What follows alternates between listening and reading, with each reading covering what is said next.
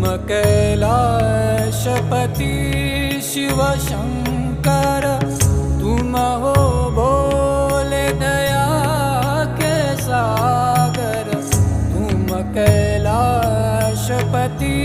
शिव शंकर, तुम हो भोले दया के सागर।